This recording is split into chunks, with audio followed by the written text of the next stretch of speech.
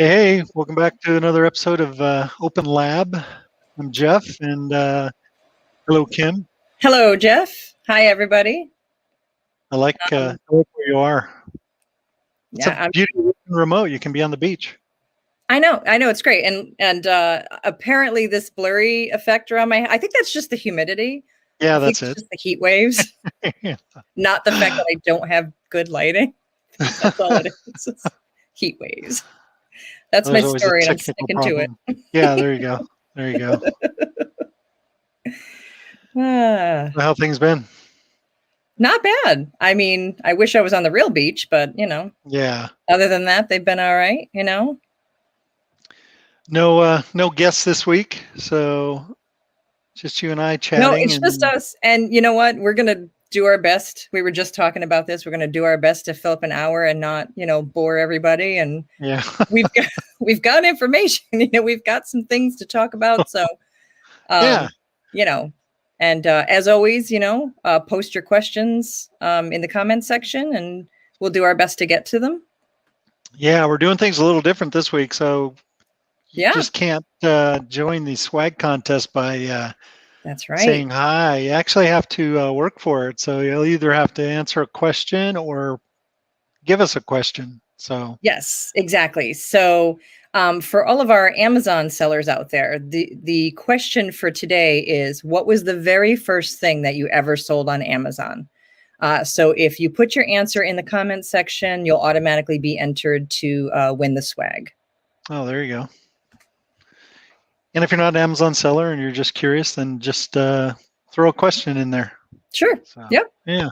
So either answer to the question, what was the first thing you sold on Amazon, or just ask us a question and you will be entered to win some awesome IL swag. So you probably don't have any power outlets where you are there on the beach. I really don't, no. And it would be really convenient if I did. Yeah. What would be even more convenient is if you had like a charger that had multiple USB ports. Ooh, right? That would be really cool. Yeah. Maybe something like that. Ooh, look at that. Yeah. So that's our little charging block. So that'll be in the swag bag. So if you win one, you can look for that. That'll be part of it.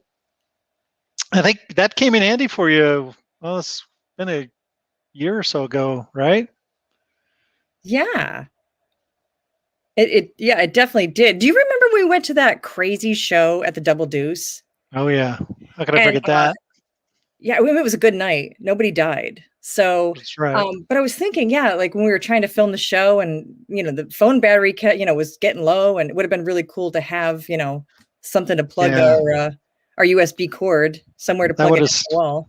That would have saved the day right there. It really would have. Yeah. That would have been awesome. All right, so we've got some answers already. Jeans. Oh, nice. A book, towels, a textbook, dishes, race car set. Cool. Very cool. There you go. Textbook. There we go. Yeah. Definitely. So yeah, everybody, if you're just joining us, we're asking a question, and the question is, what was the first thing you ever sold on Amazon? So if you put an answer in the comments section, or if you just ask us a question, you'll automatically be entered to win some IL swag. Swag. See, it really is live. Anything can happen. Donald Trump voodoo doll. Yeah. All right. Yeah, I think you could put any politician in there. You really could. It'd be good. Yeah. So hey, why don't we start it off with this is the inaugural edition of Kim's Corner. It is. So this is just a little segment that we're going to start where I just take 5 minutes to talk about different things, especially since if you've joined us before, you know that my job focuses more on the HR and administrative side, while Jeff and the rest of the IL team, like our customer champions and our dev team, they know our product inside out.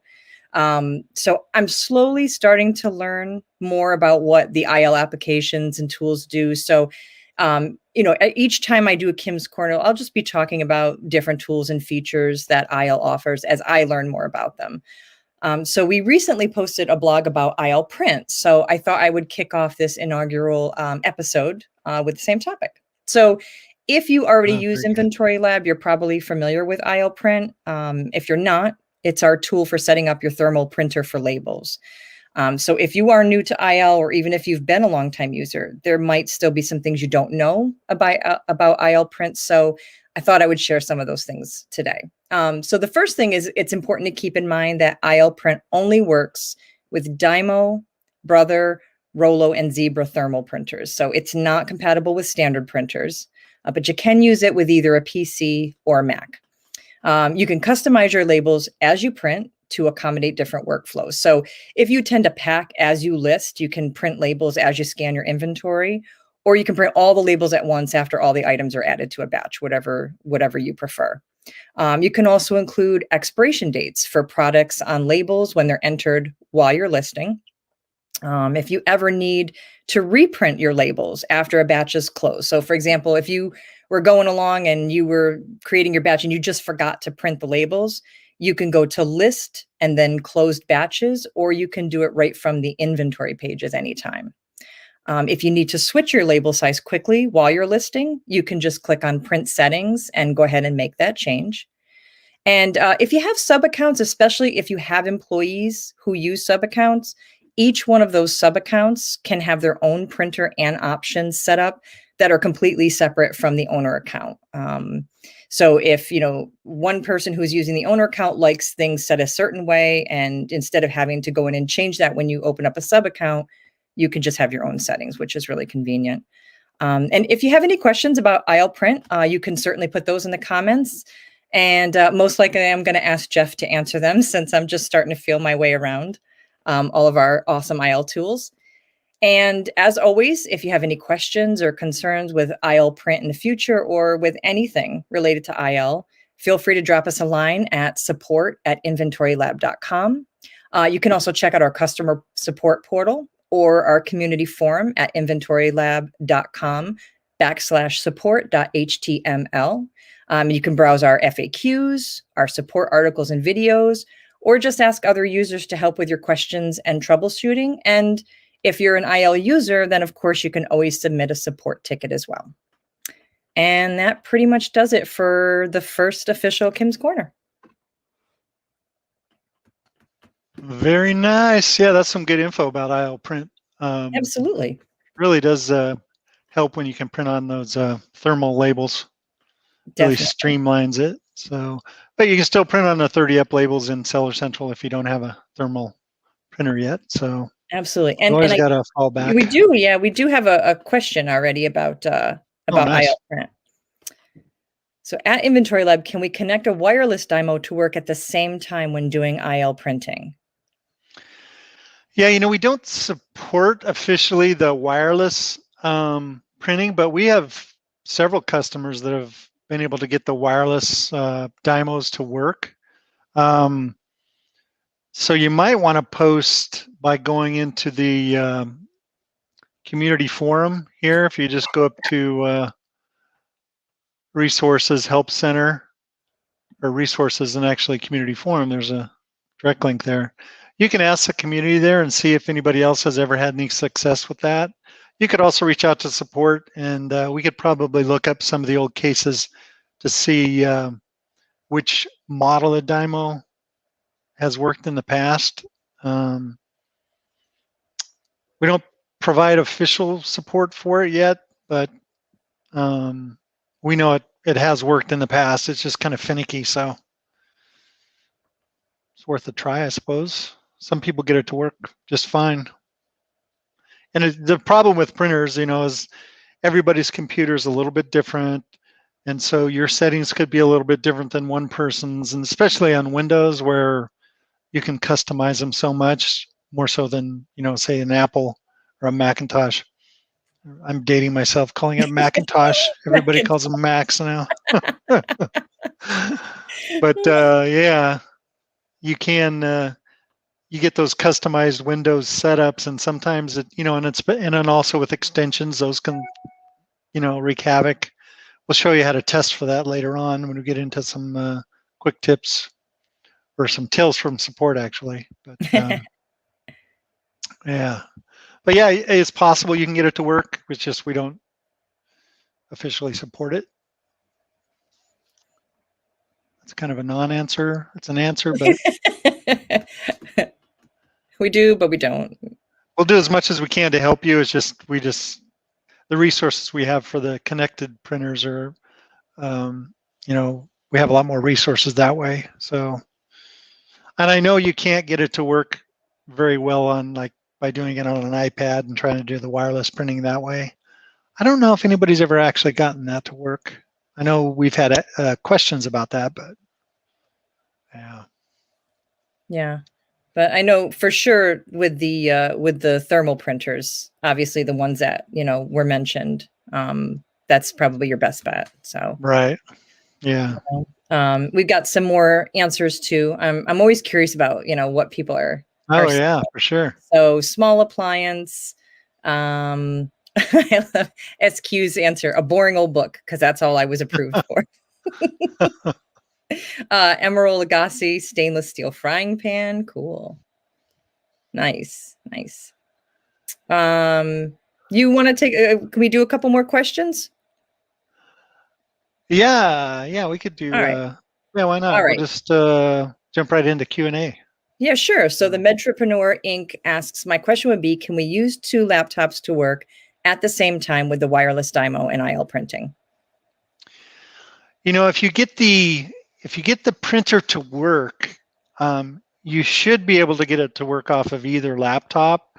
The thing is, you need to make sure that the printer is named the same thing on each laptop.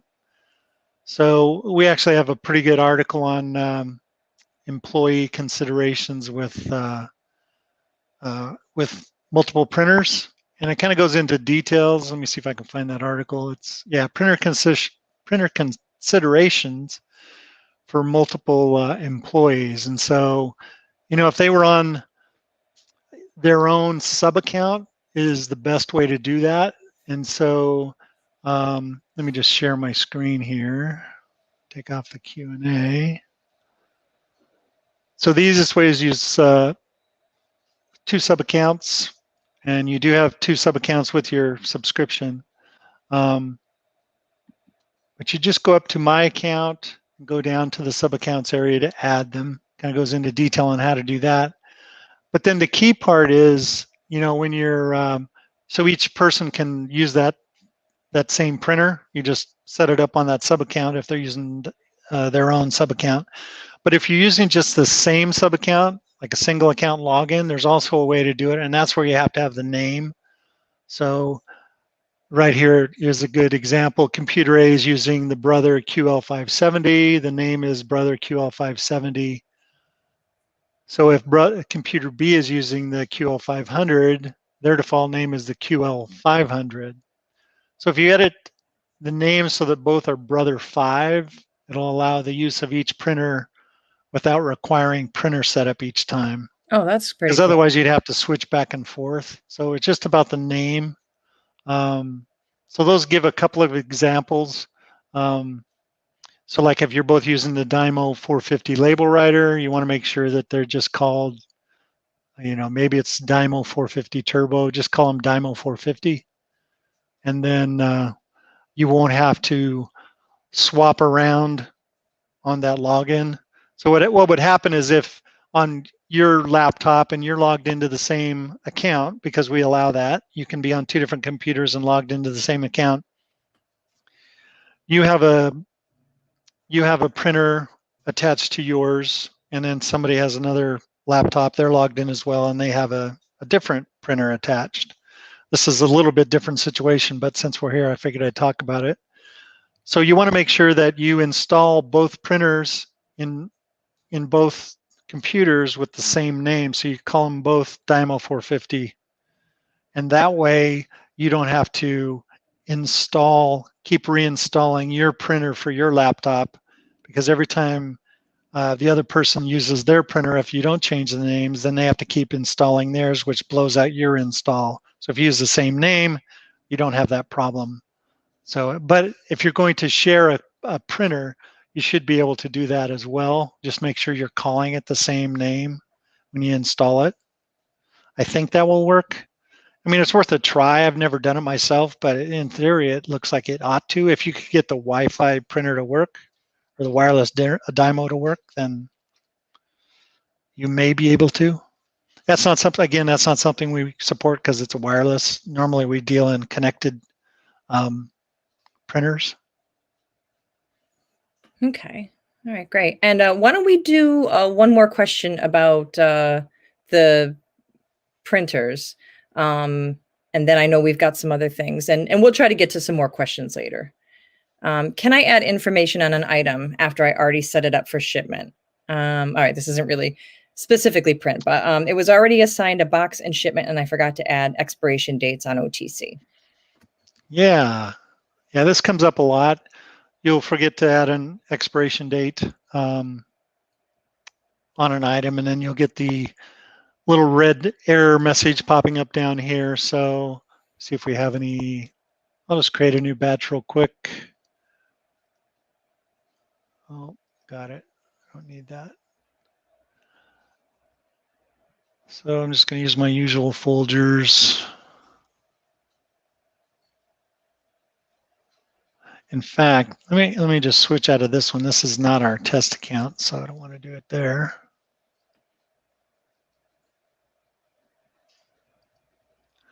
Sorry, it'll take me just a second.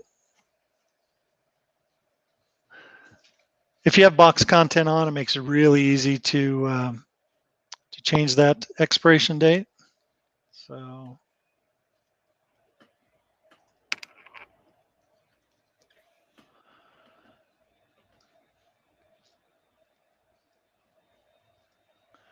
okay, I should have some here, I think, in the test account.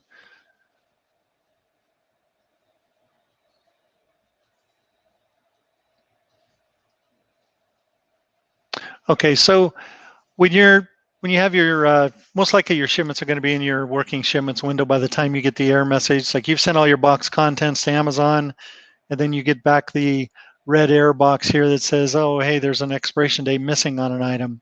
All you have to do is go to your shipments. If your batch is already closed, go to your shipments, click on the 3 lines here. We call them a hamburger icon.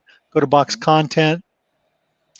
And then you see under condition, there'll be an NA where there should be an expiration date. Just click there. When you do, you'll see the mask for the date. Just click on the calendar icon. You can add in your expiration date. And then when you're done, make sure you click on transmit updated boxes, because that'll send the new box content feeds to to Amazon. And then just wait. You always want to wait until you get a green success box down here in the lower right.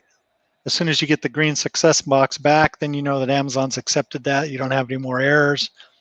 Now you can go to Seller Central and finish up. So it's pretty simple. So Jeff, if something does have an expiration date and you don't put it in, it will automatically show you a hyperlink always?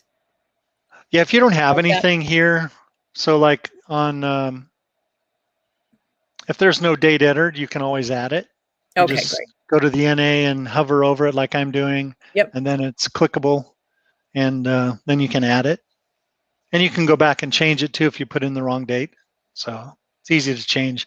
But that's only while you have these working shipments, and that's why we always suggest, don't do anything with working shipments. Don't finish them up in Seller Central or anything. Don't skip ahead and go ahead in Seller Central until you've gotten everything back from Amazon that says everything's good to go. So you want to make sure you have that success message. I don't think you can actually purchase shipping yet until you get the success message, because Amazon has to make sure your box content was sent. So it's kind of a fail-safe on that end. But we've had instances where people have decided to buy shipping from outside of Amazon and send their boxes, and then they get they didn't put any expiration dates for some of these items, but they've already cleared the shipments as they've marked them as shipped. Now they can't edit them in our system because we don't have them displayed here in the working shipments area. So in that case, you just got to go reach out to seller support and try to get help. And good luck there. But the higher levels of support there are pretty good. But yeah, it's sometimes it's difficult to get initial support just because of the way their system works and who they have supporting them. So But I won't go into details there. I'm sure everybody is already aware of I'm sure. I was going to those say, I'm sure issues. everyone's got their own experiences with that. So, All right. Do we have any other questions I can? any other? Well, there is there. You wanna keep going with the? Yeah.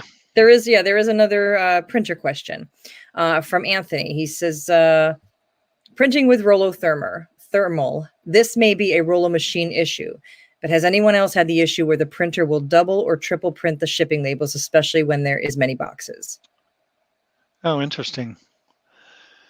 Yeah, since we don't do the shipping through our app, I'm not sure what would, we wouldn't have any input on fixing that. It'd be something in Seller Central, so it might be there may be a Rollo machine. I know you can reset those.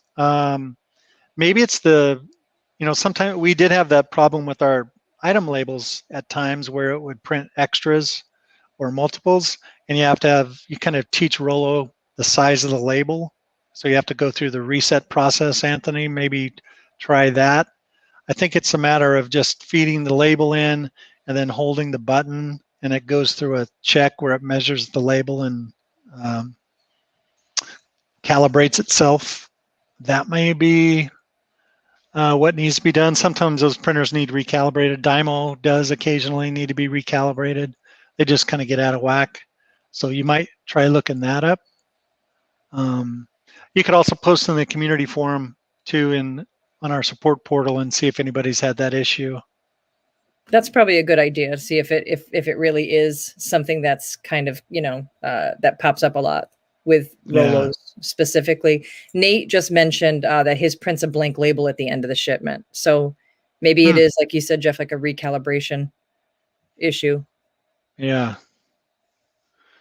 But since it's a shipping, that's kind of at this, we're looking into adding that, functionality, the shipping part. We want to make sure that you get your discounts. So that's the key thing. So that's always been a stumbling block because there's not a way yet through the API to allow that, or at least there hasn't been. But once there is, then we're looking into adding that. But for now, you have to do all your shipping stuff through Amazon. So. Right. All right. Do you want to talk about some product updates? Yeah, we can do that. We can come back to the questions too. Whatever we haven't answered yet, we'll definitely come back to questions for sure. Do that.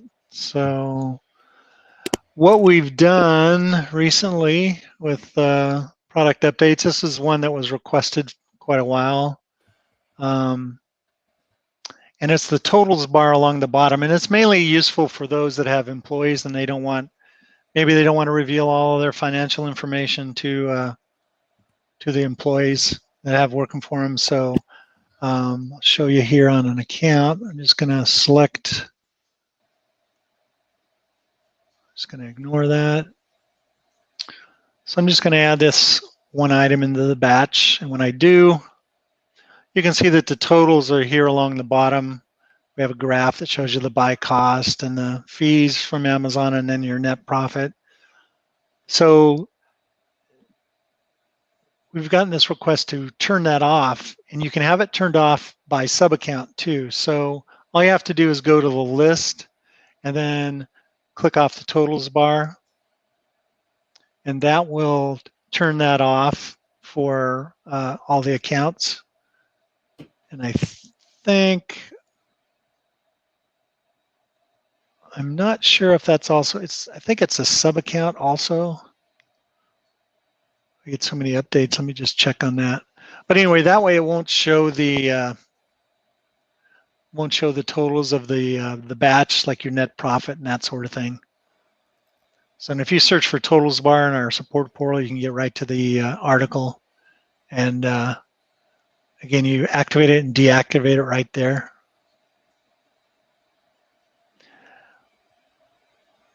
So it looks like it's like a master switch. So you have to be logged into the main account, and then it'll turn off from the sub-account users from seeing those values.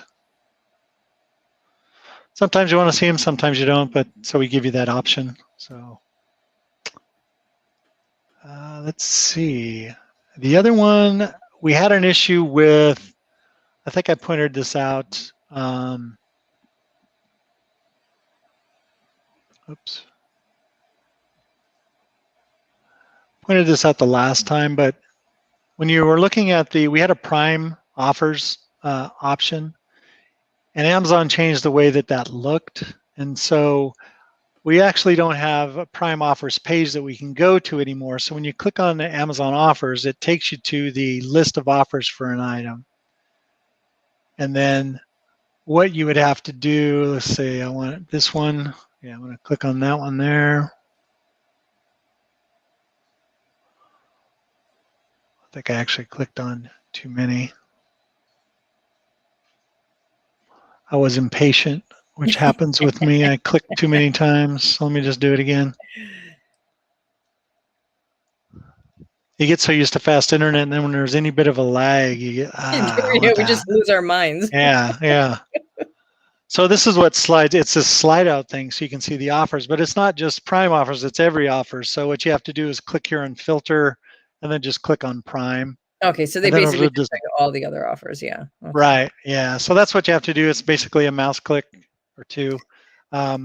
We can't display that other page we used to be able to display, unfortunately, and that's just something Amazon just doesn't provide anymore. They just got rid of it. So there's not anything we can do to bring it back. I know that made some people mad, but sometimes, you know, you're in Amazon sandbox, as the saying goes, and so they do what they want to do, and you just have to roll with the punches. Sometimes it's good, sometimes it's bad. So the other thing recently was sales tax fields. Sometimes sales taxes are 3 digits as far as the decimals, and so in Scoutify as well as Scout and List, now you can put the tax rate up to 3 decimals to give a partial cent. Usually that's like local, the local sales taxes and that sort of thing. So that's there as well. And probably the big one recently was the fees. They updated as of June 1st. So everything went up about 2 to 3% on average, according to Amazon. So we updated all the fee schedules that we pull from when we're giving you your estimates. Like that's how we calculate this net profit here. Or if you're in Scout and you were to, I'll just do Folgers since I've got a one-track mind. I like my coffee. Not necessarily Folgers, although when I'm desperate, whatever's in the cupboard, But so these fees here, these have all been updated to reflect the new changes in Amazon.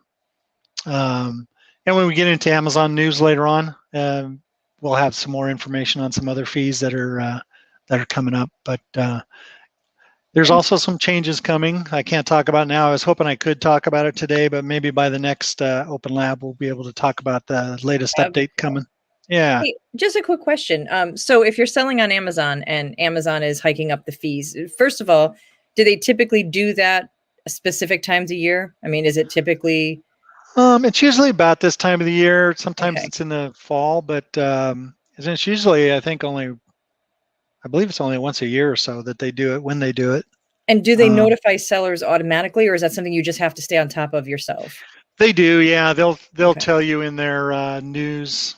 There'll be an article in their news portal. You can look it up. They'll have a fulfillment fee changes if you go to Seller Central. Okay, all right. Usually on the. Oh, okay. So it's not an email. It's just usually like it's not. Is it a message within? They do in times. They do send emails, and so as long as you sign up for those emails, you'll get them, and they'll send you an email on a lot of their news. Okay. But you can always just go to the news portal. Let me just show my screen again here. So right here on Seller Central, the main page, there's the news section. You can just go there and click on any news article, and when it loads, you'll see a list of all the previous ones. So they had the fees updated in here. So great. And for anyone just joining us, if you want to be entered to win some IL swag, just pop into the comments and tell us what the first thing you ever sold on Amazon was, or just ask a question. If you do either of those things, we'll automatically enter you into the drawing. And Jeff, Selena's asking, can you just show how to get to the expenses again? Sure. Expenses as far as the FBA fees and that sort of thing, Selena? Is that what you mean? I'll just go through it again. If you go to Research Scout, it's our research tool built into Stratify. Stratify 2 is the mobile one. Scout is kind of its companion app, but it's built into Stratify. So I can search for items, or if I had a scanner attached to this computer, I could scan a UPC code, or you can type in like I'm just doing. It all follows the same ideal buy requirements that you set up, that Scoutify also uses. And so when you go there, you can see all of the fees here. And so some of those fees, like if I put in a cost, maybe it cost me $4 for this. And you can see when I put in the cost, then my fees here will go up. The referral fee, there's a fulfillment fee, obviously. It adds in my cost. And so it figures out all of my total expenses. Even if I had estimated shipping to Amazon input, it would do that. If I don't, all I do is click on that little gear icon. I'll do that again, but you can put in a sales tax rate if you're always buying in an area that has a sales tax. You can put any discounts in if you like. Storage time, if you think it's going to stay there for very long, then you want to put in, maybe estimate how many months. But this is the big one, the inbound shipping rate. So you can estimate what it costs you to ship items into Amazon. So anywhere from 30 cents to $1 usually. I found it's usually 70 to 80 cents, somewhere around in there. But you can calculate that by looking at your inbound shipping page and kind of figuring out the weight of your shipment, and then divide with the cost. So that'll give you a per pound estimate. I guess it would be the cost divided by the pounds. And that gives you a per pound rate. And you can do that for a few shipments to kind of get an idea. And it's just an estimate. It's nothing for sure. But that helps you get a good idea on your net profit. And so that's all figured in to show you the net profit here on this item. And that's if I put the list price at $11.79. If I'm selling it FBA, maybe I want to match FBA, so then I'm making more. But then this all adjusts as you do that. It also does that on the list and prep. So if I were to go back to where I was adding this, it's calculating all that as I put in the cost. If I had merchant fulfilled shipping, I could put that in there and figure that out. But let's say that's 0. This particular batch is merchant fulfilled, so I'd want to know my shipping to the customer, and that's my estimate. So if it's shipping to Amazon and I'm in an FBA batch, it's right there.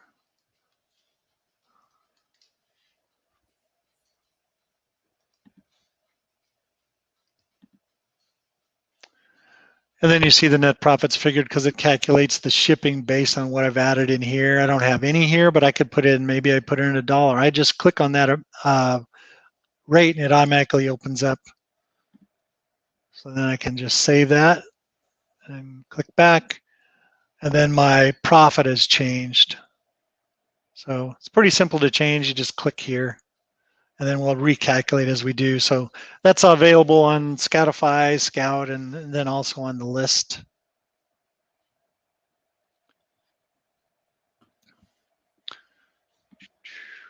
Yeah, so that's pretty much it for product updates so far. So.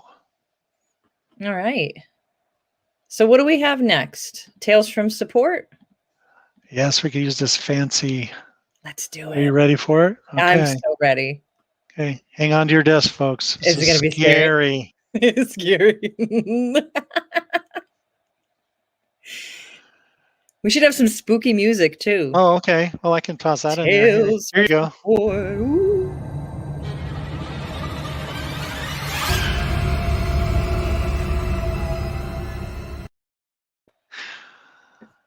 Yeah, I'm a dork. I love that. doesn't take a lot, Jeff. Yeah. I'm pretty easy to please. So Yeah. Same here. So expiration date, that was one of the things I was going to talk about actually. So I'm glad somebody brought that question up. Great. We also get fairly common IP addresses. Do we forward those to Amazon? Amazon's kind of a stickler about IP addresses and where, they want you to be logging into multiple IP addresses apparently. But that's not something we send on our end. We don't send IP addresses or cookies. We don't share that with Amazon intentionally. It's just the account data, the inventory, store name, etc. And so your IP address is not passed through us through the API, as far as we can tell in what we've seen. However, Amazon, you've seen it probably, Kim. You're talking about something with a friend, and then maybe later on you're going on to Facebook or something, and all of a sudden you're getting ads for all this the thing time you've been talking about. So yeah, it's possible, I suppose, that they could have a way to get that, but it's not anything that we provide. So right. All we send are your product feeds. We only send the information needed for the listing, and that includes the list price, dangerous goods information, the quantity of the item. Of course, we have to have the ASIN and the MSKU. Min and max is only if you select us to send that to Amazon. We send the tax code, the condition, and any condition notes that you may have on an item. That's usually for books. We don't send your purchasing information, the buy cost, supplier, or purchase data. We don't send any of that, purchase date. And the expiration dates are not even sent with the product feeds. That's all included in part of the box contents. So that's why you're able to change it in the box contents areas, because it's sent later on. So it's still kind of an in progress type thing while the shipment's still working. So which is good, because then you can change it if you need to, because that comes up quite a bit. Because some stuff, you wouldn't even think, some stuff doesn't, that Amazon requires have an expiration date. It's odd. You wouldn't think there would be one. And if you can't, speaking of expiration date, since we're on it now, if you can't find an expiration date on a product, look for a lot number or batch number or something like that on the container. And usually you can go to the manufacturer and in their support area, or even call them up and say, hey, I've got this batch number or lot number. I just want to know what the expiration date is, and they'll give that to you. So sometimes there's stuff that just doesn't have an expiration date put on it because maybe they didn't think it was necessary. But you can call the company or look up on their website, and sometimes that'll be available. So is it just that the way certain items are regulated, that even if there technically is an expiration date, that a company doesn't necessarily need to print it on the packaging? It must be, yeah. Or maybe at the time of the packaging it wasn't required, and maybe now it is, or something. I'm not sure all the laws on that, but I know that Amazon periodic, even with products that we get this too in support, we'll get emails where, hey, I've been sending this thing in for months. I've never had to put an expiration date on. Now all of a sudden I need an expiration date. Okay. Immediately the thought is well, Inventory Lab wants me to put that. It's not us. We don't really care if you put an expiration date on or not. That's not anything we require, but Amazon will require it. And if they do, then that's who's sending the nastygram back to you. It's not us. We're just kind of the messenger. So, but messengers aren't always loved, I suppose. We do our best to be, but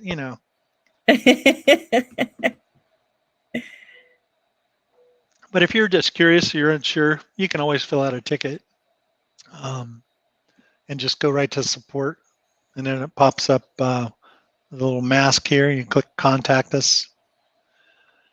This is another thing I wanted to bring up today too, is we get these a lot where the account email address is not entered, and we need to look up your account to see your information. And so sometimes the email address you're sending this from is not your account email address. So make sure that's the email address you use to log in to Inventory Lab, and then we can look up your stuff.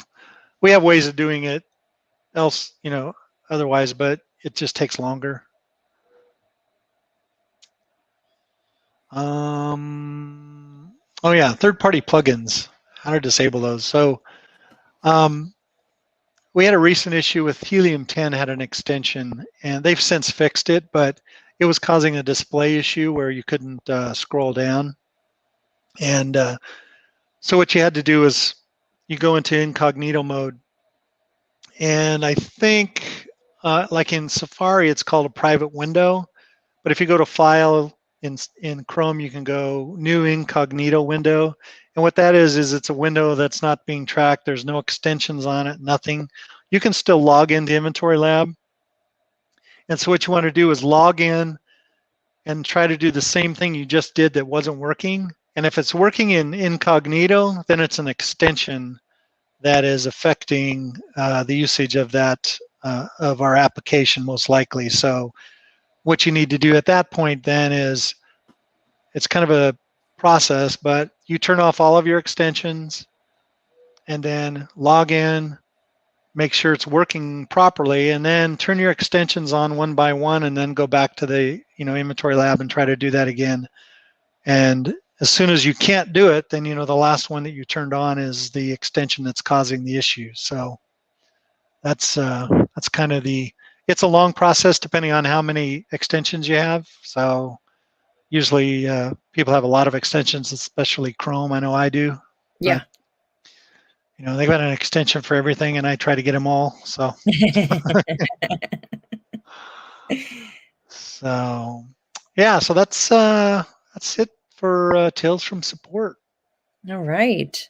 All right. Anything you want to talk about as far as other Amazon news?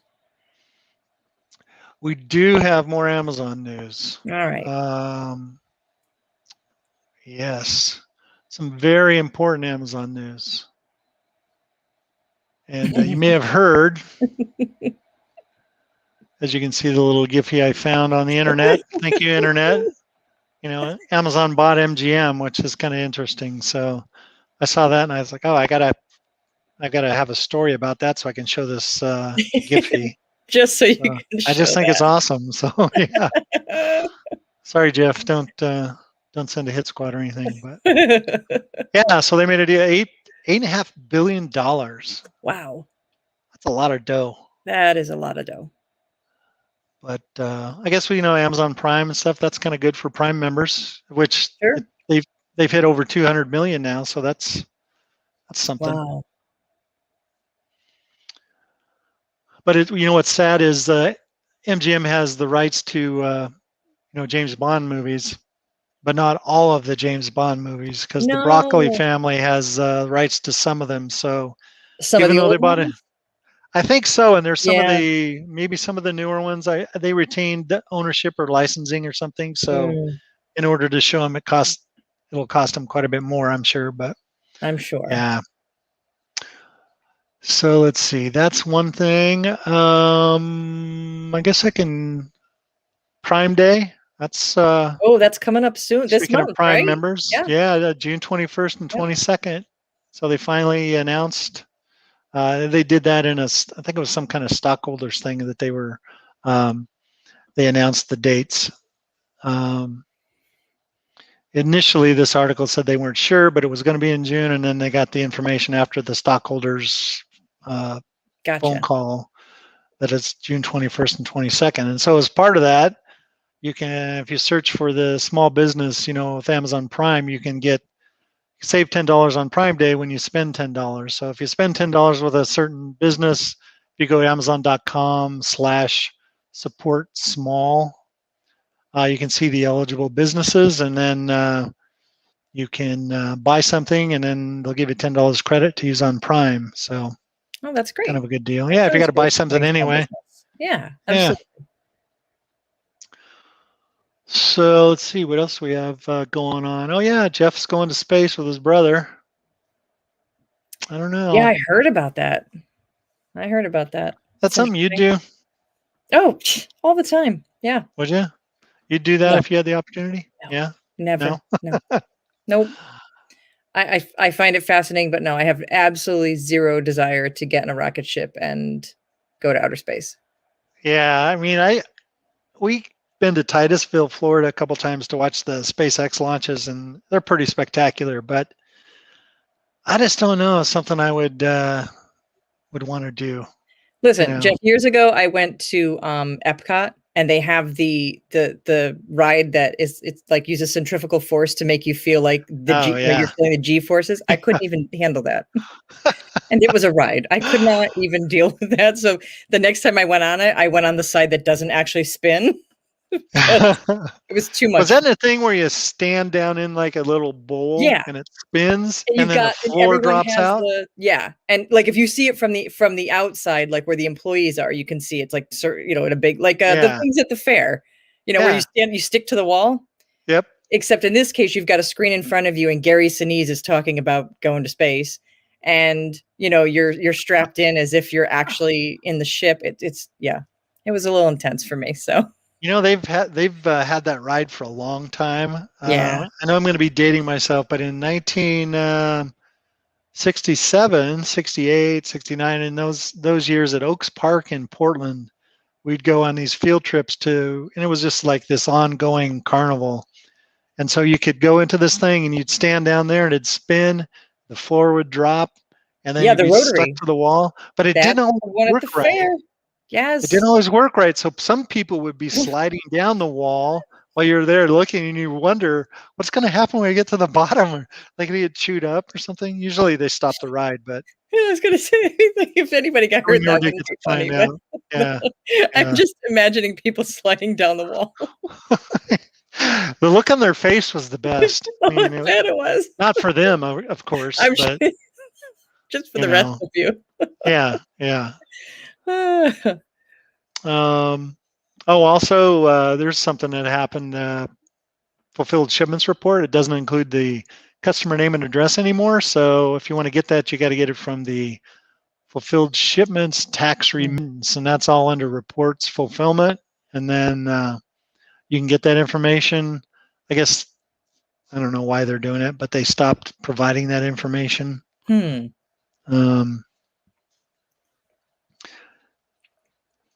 there was one other thing. Oh, yeah. The other big news is the tax collection. Yeah. Tax collection. Yeah, this is big. Marketplace facilitator tax. If you're not aware of that, Amazon will collect sales tax for you if you sell items in these states that have the marketplace facilitator tax law. And that was most of the states except for Kansas, Missouri, and Florida. They didn't have laws in place for that. There were also some states that didn't even have sales tax, like Oregon, Delaware. I think I put it in here somewhere, Montana, maybe. Anyway, there's 3 or 4, New Hampshire, I think was one of them. There's 3 or 4 states that don't have sales tax at all, so you don't have to worry. But Kansas, Missouri, and Florida all hadn't, set that up. And so you had to make sure you're watching those states. If you had any sales, you had to remit the sales tax to the governing agency on your own instead of having Amazon automatically do it. So now Florida and Kansas, effective July 1st, are going to be doing that. They've got this agreement in place, and so Amazon will be taking care of that. You don't have to do anything if you're already part of the program, but the only holdout is now Missouri. So come on, Missouri. Yeah. Don't be difficult. So we do have some swag to give away, but before we do that, you want to do that now, or do you want to do some more questions before we get into? Let's try to squeeze in a couple more questions. Okay. And thank you to everybody who has submitted a question. We probably can't get to all of them, and I apologize for that, but we really do appreciate your questions, and we'll see how many we can get to. So Kaziz wanted to know about profit and loss in real time. He was saying his Amazon Central is showing a different amount, and then Inventory Lab is showing a different amount. Right. Yeah, we get this a lot because it's kind of confusing, I think, when you first get with us. We display your orders that have shipped. So it's just orders that have shipped out. That means we know that you've been paid. And so that's when we, log the sale, do all of that stuff, and put that information into your profit and loss. And your profit and loss is not real time like it is in Amazon, because we have certain limits that we as a third-party provider of software with, within the Amazon system, we can only bring so much data in at a time. There's throttling that goes on and things. So it's not like you can't look at it 1 second and expect it to change the next. Unlike in Seller Central, you can see that change. You refresh your page, maybe it's changed again, because they do update their own system very regularly. Ours is on a certain time period, and so Amazon may show a different amount, and it could be because those orders are showing as orders, yet they get canceled, and so then that inventory goes right back into your account. It's not in reserve anymore, whereas with us, we make the changes in inventory every 3 to 4 hours because for that reason. Otherwise, it'd be going up and down all the time, and every time you looked, it'd be something different. So so the profit and loss is not going to be in real time because we have to wait for those orders to show ship status, and then we bring that in. Then we pull in the cost from your inventory. It happens fairly quickly, but that's why it's not a real-time issue, is because we have throttling that we have to deal with Amazon. They limit how much data we can pull in at a time. So we do have articles in support that actually will show you kind of how to compare. If you go to support portal and then you can do compare Amazon, reconcile, how to reconcile Amazon with Inventory Lab, how do you compare Amazon, the 1099K you get from Amazon to Inventory Lab. That's another one that comes up, and that's because Amazon has different information on their 1099K than we're displaying at one time. So you always have to take some of our stuff out to get them to compare. And if you have trouble with that, you can always open a ticket in support and we can kind of walk you through that. But that's why. It's just we don't show real time just because there are limits on the API with Amazon. If that didn't answer your question, it may not have been what you meant, then just feel free to put in another question and I can clarify it. All right. All right. And Kim wants to know, on the profit calculation report, how do we see the inbound shipping cost? So the inbound shipping, you can go to accounting and then see inbound shipping, and that'll show all of your shipments. This is our test accounts. We get a lot of deleted ones, but so you won't see any amounts here because they're all deleted. But in yours, the shipping is tracked every 2 weeks with your settlement, and so we get that amount. And so these will be updated, but you'll see how much it costs for each shipment, your shipping cost. And then if you were to click on the shipment itself, it opens up. Oh, this one won't because there's nothing in it. Oh, there we go. It'll show you, the quantity of the items in there. You can get the weight of the shipment from Seller Central when you go in there for the shipments, and you could also get the number of items, or how much the weight of the shipment was, and then you can get the amount, and then you can just do a simple division to figure out how much per pound. But you can look at it inside the Inventory Lab on the accounting inbound shipping to get you an idea, and if you need another, maybe a PDF of the box contents. But again, that's only every 2 weeks with the settlements, so your real-time information, you can go to Manage FBA Shipments, and that is, we just go to Seller Central. I can show you real quick. You go under Inventory, Manage FBA Shipments, and then you'll see all of your shipments listed here, and you can view the shipment, and that should get you, this probably won't show anything because we delete these, but that's going to give you all of your information on the shipment contents. And you would have here on the track shipment, you would have, your weight and dimensions. Obviously, this one is not going to have that because we don't ship anything, but that's where you would get that.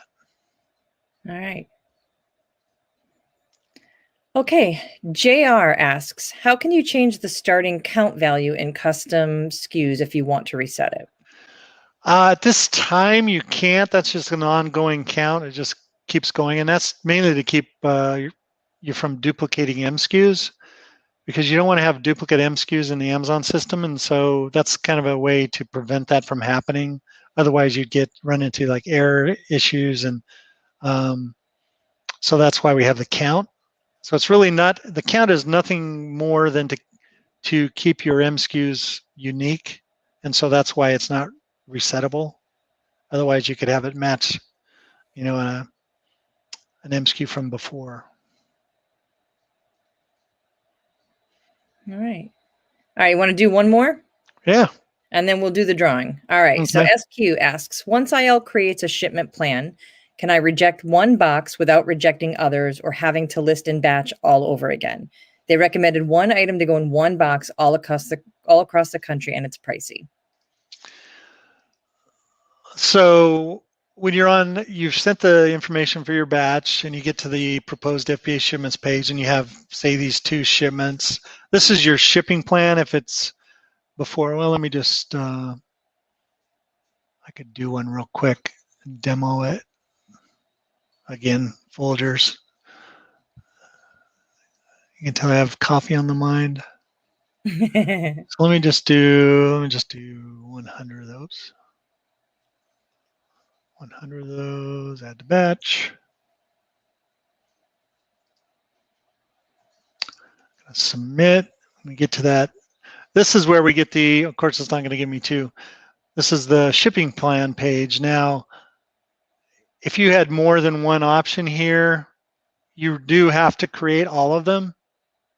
You can't cancel one or not create one and just create the other. Amazon doesn't allow that any longer. We used to have that option where you could delete a shipment and then just, pick which ones you wanted to send in. Now Amazon is enforcing that. That's actually been their terms of service all along, but they just never enforced it. So there's no way to really delete it. So that's why these had to be created. However, if you have one that isn't cost effective, like this one, it's one item, and it's stuffed beanbag animals. It's not cost effective to send. You just go ahead and create it. Now, if I have, and it'll sit here in your working shipments window, but then with later batches that I create, if I have items that are going to the same fulfillment center, like this one, I've got an LGB8 shipment already that has 4 items. That's probably one that wasn't cost effective. But now I'm sending 100 Folgers to that same fulfillment center. Now I can add to that shipment. I have the option to add. So I just click here and I can add to that one or this other one. And apparently I have 2. So that makes it more cost effective. So that's why you create those small shipments and leave them there and working, because you don't have to send these in until 30 days from the time you send the first one of a shipping plan.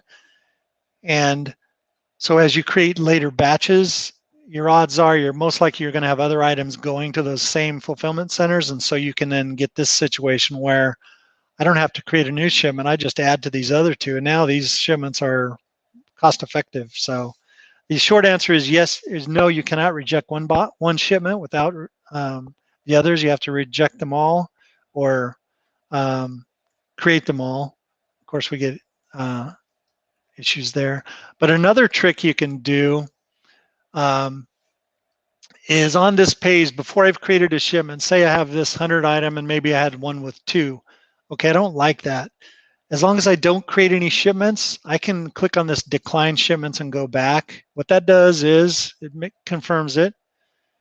That deletes the shipping plan from Seller Central, and there's no problem with that. It's not a violation or anything. You can delete a shipping plan. It just takes you back to the batch. And now I'm going to review it again. I'm going to send it again. I'm going to hit the sync button.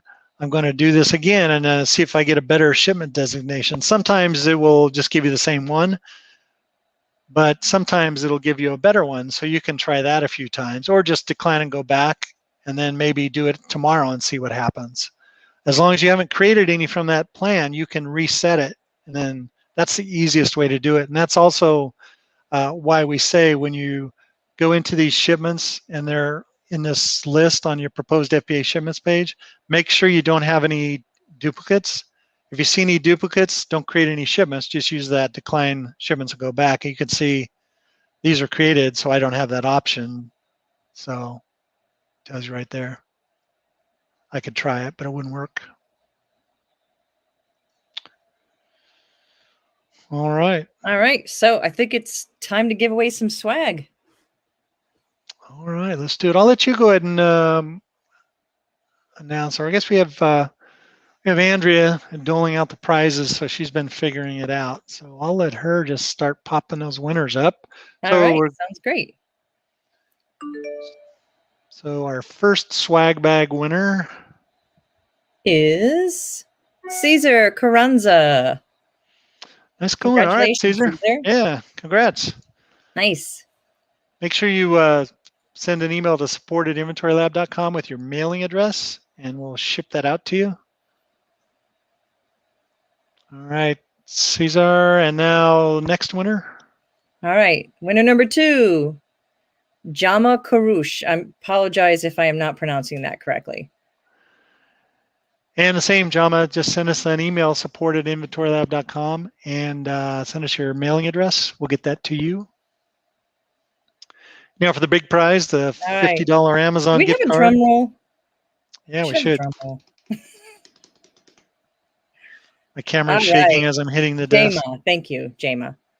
All right, who's our big winner today? $50 Amazon gift card. Selena Lopez. All right. Congratulations. Congrats. So Selena, for you, just email support@inventorylab.com. Tell us you won the gift card, and then make sure you include an email address in the body of the email so we know where to send it. Sometimes it's not the, your Inventory Lab email, so want to make sure we get it to the right location. So. Right. And thank you again to everybody who popped in today and watched us. Thank you for your questions. If we didn't get to you, again, I'm sorry. You can always send questions to support@inventorylab.com or submit a ticket or check out the support portal and even the community and, ask other people, especially about things like the Rollo printer issue that came up. Sometimes that's the best option. Yeah, for sure. Thanks again, everybody. We'll see you the next time. Yep. We'll see you on the 24th. Yep. Bye, everyone. Enjoy the beach. Bye.